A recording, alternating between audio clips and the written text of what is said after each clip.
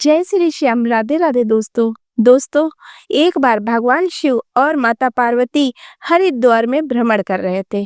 माँ पार्वती ने देखा कि सहस्त्रों मनुष्य माँ गंगा में स्नान कर हर हर गंगे कहते हुए चले आ रहे हैं, लेकिन सभी मनुष्य अभी भी पाप परायण लग रहे थे। माँ पार्वती भगवान शिव जी से पूछती है कि प्रभु, क्या अब गंगा समर्थ नहीं रही? प्रभु ने पूछा, पार्वती, तुमने ऐसे सवाल क्यों किया? माँ पार्वती कहती हैं, प्रभु, इन सभी मनुष्यों के पापों का अंत क्यों नहीं हुआ? भगवान शिव मुस्कुराए और बोले, पार्वती, गंगा तो अभी भी सर्वसमर्थ है, लेकिन इन सभी ने पाप नाशनी गंगा में स्नान नहीं किया। माँ पार्वती विस्मित होकर बोली, प्रभु, अभी तो गंगा में स्नान करके इन लोगों के शरीर भी नहीं सूखे और आप कह रहे हैं कि इन्होंने पाप नाशनी गंगा में स्नान ही नहीं किया। भगवान शिव ने कहा, पार्वती, मैं कल तुमको इस बात का भेद बताऊंगा। अगले दिन प्रातः बारिश होने लगी और सभी रास्ते पानी और कीचड़ से भर गए। भगवान शिव एक वृत्त का रूप बनाकर एक गड्ढे में बैठ गए और मानो वह उसमें गिर गए हों और उनसे वृद्धावस्था के कारण निकला भी न जा रहा हो।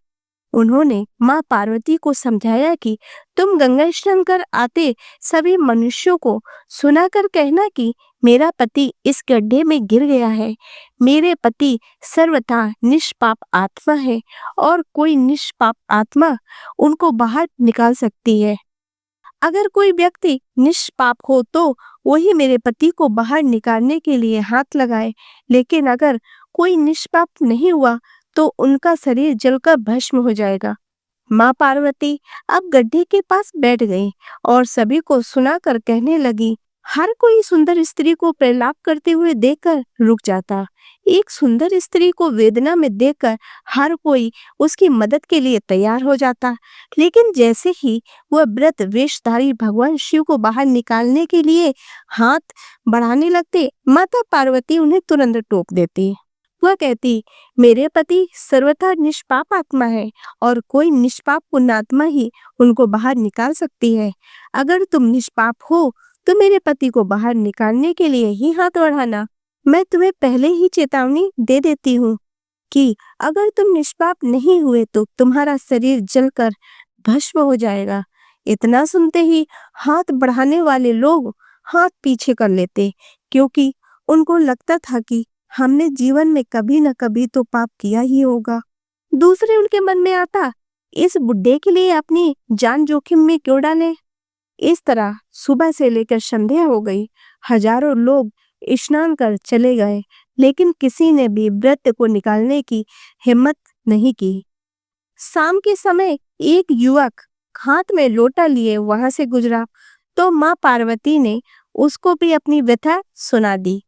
जब वह मदद के लिए हाथ बढ़ाने लगा तो उससे भी यही बात कही जो अब तक वहां से गुजरे हजारों लोगों को कही थी, अगर तुम सर्वथा निष्पाप हो तो ही मेरे पति को हाथ लगाना, नहीं तो तुम जलकर भस्म हो जाओगे।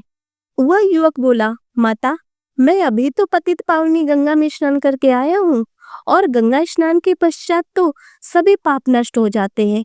मैं अभी आपके पति को बाहर निकालता हूँ। उसने हाथ बढ़ाकर व्रत के रूप में भगवान शिव को बाहर निकाल दिया। भगवान शिव और माँ पार्वती ने उसको अपने वास्तविक स्वरूप के दर्शन दिए। भगवान शिव बोले कि देखो पार्वती, हजारों लोगों में केवल इस युवक ने ही पूरी श्रद्धा से स्नान किया था। गंगा स्नान से व्यक्ति निष्पाप हो जाता है। कहने का तात्पर्य यह है कि लोग बिना किसी श्रद्धा और विश्वास के गंगा स्नान करते हैं, इसीलिए उनको उसका पूर्ण फल प्राप्त नहीं होता है। इसका अर्थ ये कदापि नहीं है कि गंगा स्नान का फल नहीं मिलता है, लेकिन गंगा स्नान का वास्तविक फल उसी को मिलता है जो पूर्ण श्रद्धा भावना से स्नान करता है। तो दोस्तों, आशा करती हूँ कि आपको ये कहानी पसंद आई होगी। यदि ये कहानी पसंद आई हो तो इसे लाइक करें तथा चैनल को सब्सक्राइब करें।